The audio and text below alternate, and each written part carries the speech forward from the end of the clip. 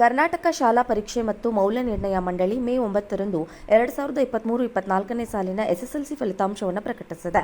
ಈ ಬಾರಿ ಪರೀಕ್ಷೆ ಬರೆದಿದ್ದ 8.59 ಲಕ್ಷಕ್ಕೂ ಹೆಚ್ಚು ವಿದ್ಯಾರ್ಥಿಗಳ ಪೈಕಿ 6,31,204 ವಿದ್ಯಾರ್ಥಿಗಳು ಉತ್ತೀರ್ಣರಾಗಿದ್ದಾರೆ. ಈ ಬಾರಿ ಶೇಕಡ 73.40ರಷ್ಟು ಫಲಿತಾಂಶ ದಾಖಲಾಗಿದೆ. ಕಳೆದ ವರ್ಷ ಶೇಕಡ 83.89ರಷ್ಟು ಫಲಿತಾಂಶಕ್ಕೆ ಹೋಲಿಸಿದರೆ ಶೇಕಡ 10.49ರಷ್ಟು ಕುಸಿತ ಕಂಡಿದೆ. ಶಿಕ್ಷಣ ನೀತಿಯಲ್ಲಿ ಗೊಂದಲವು ಶೈಕ್ಷಣಿಕ ವ್ಯವಸ್ಥೆಯ ಕಾರಣವೂ ವಿದ್ಯಾರ್ಥಿಗಳ ಆಸಕ್ತಿಯ ಕೊರತೆಯ ಕಾರಣವೂ ಗೊತ್ತಿಲ್ಲ. ಈ ಬಾರಿ ಫಲಿತಾಂಶ ಕುಸಿದಿದೆ. ಇನ್ನೂ 2 ಎಸ್ಎಸ್ಎಲ್ಸಿ ಪರೀಕ್ಷೆ ಬರೆಯುವ ಅವಕಾಶವಿದ್ರೂ ಕೃಪಾಂಕ ನೀಡಿದ್ದು ಯಾಕೆ ಅನ್ನೋದು ಸದ್ಯದ ಪ್ರಶ್ನೆಯಾಗಿದೆ.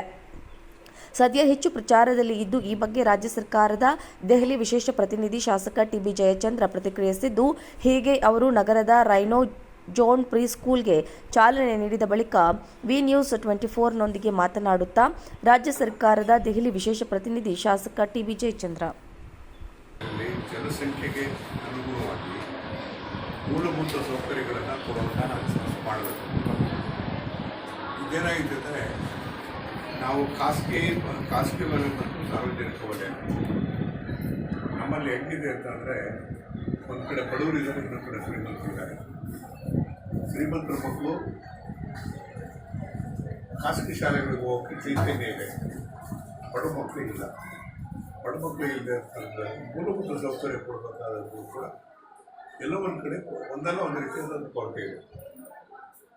ಟೀಚರ್ಸ್ ಕೊರತೆಗಳಿದ್ದಾವೆ, ಕಟ್ಟಡಗಳು ಕೊರತೆ ಇದೆ.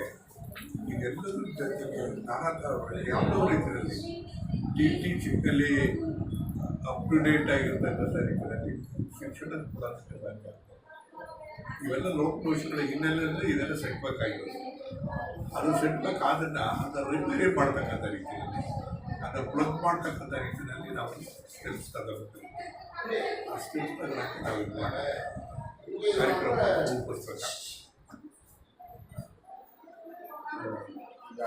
25 ಪ್ರಶ್ನೆ ಪತ್ರಿಕೆ ಇದಾದರೆ ಕೃಪಾಂಕ ಕೊಡ್ತಾರೆ. ಏನು ಇಲ್ದಾರೆ ಸುಮ್ಮನೆ ರಾಜ್ಯ ಸರ್ಕಾರ ತನ್ನ ತಪ್ಪನ್ನು ಮುಚ್ಕೊಳ್ಳೋದಕ್ಕೋಸ್ಕರ ಕೃಪಾಂಕ ಕೊಡ್ತಾರೆ.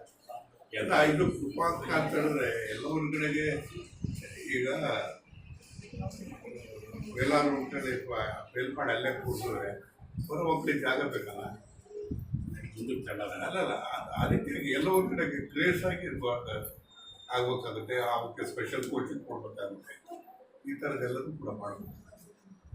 ಇವತ್ತು ಶಿಕ್ಷಣ ಇಲಾಖೆ ನಡೆಸತಕ್ಕಂಥದ್ದು ದೊಡ್ಡ ಸವಾಲಿನ ಕೆಲಸ ಆಗಿದೆ. ಶಿಕ್ಷಣದಲ್ಲಿ ಅದರಲ್ಲೇನು ಈಗ ನಾನಾ ರೀತಿಯಾಗಿ ಹೊಸ ರೀತಿಯಾಗಿರ್ತಕ್ಕಂಥ ಪದ್ಧತಿಗಳನ್ನ ಅಳವಡಿಸ್ಕೋಬೇಕು ಅಂತ ಬರ್ತಾ ಇದೆ. ಏನು ಮಾಡಬೇಕು ಅನ್ನೋದರಲ್ಲಿ ರಾಜ್ಯ ಸರ್ಕಾರಗಳು ಗೊಂದಲದಲ್ಲಿದ್ದಾವೆ.